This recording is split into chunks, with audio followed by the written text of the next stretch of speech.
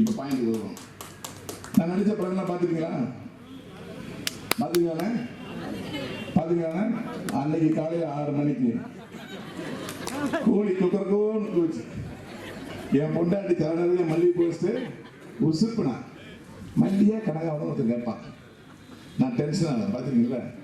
என்னுடைய டென்ஷன் ஃபுல்லாக உங்களுக்கு சந்தோஷப்படுத்துச்சு இல்லையா?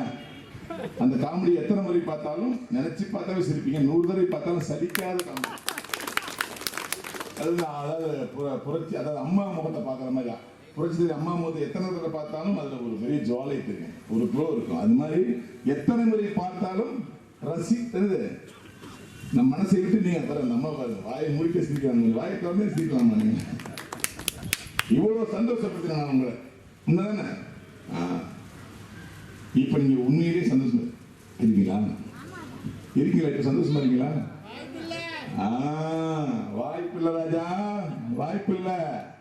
உங்களை சாரியா கேட்கிறாரு, நலமா இருக்கீங்களா அப்படி என்ன சொல்லுவீங்க? இல்ல இல்ல இல்லன்னு பாட போறீங்களா?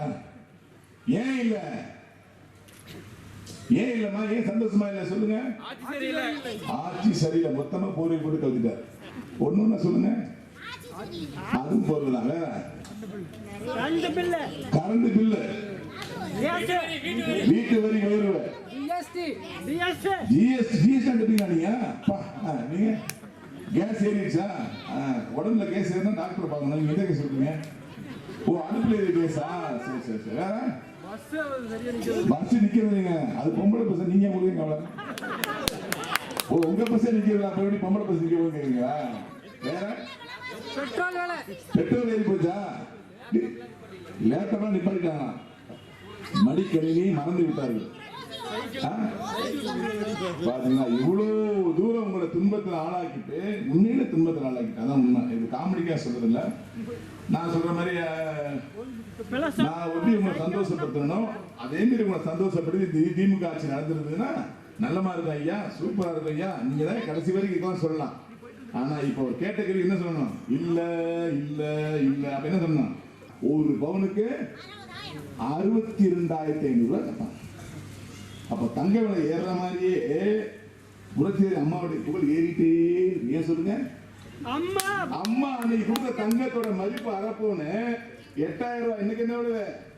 31,000 ரூபாய். தங்க விலை ஏறுற மாதிரியே அம்மாவுடைய புகழ் எனக்கு ஏறிட்டே இருக்கும். தங்கத்தோட புகழ் ஏறுற மாதிரி அம்மாவுடைய புகழ் ஏறிட்டே இருக்கும். அதுதான் கடவுள் அம்மா கொடுத்த ஆசீர்வாதம். அம்மா தங்கத்துக்கு தாலிக்கு தங்கம் கொடுத்தாங்களா? இல்லையா? கொடுத்தாங்களா? இன்னைக்கு தங்கத்தோட வேலை எவ்வளவு நிக்குது? அம்மா கொடுத்த தங்கத்தை தாலியை செஞ்சு போட்டவங்களுக்கு இன்னைக்கு தாலி எவ்வளவு இருக்கும்? 62,000 ரூபாய் பணம் தெரியணும்.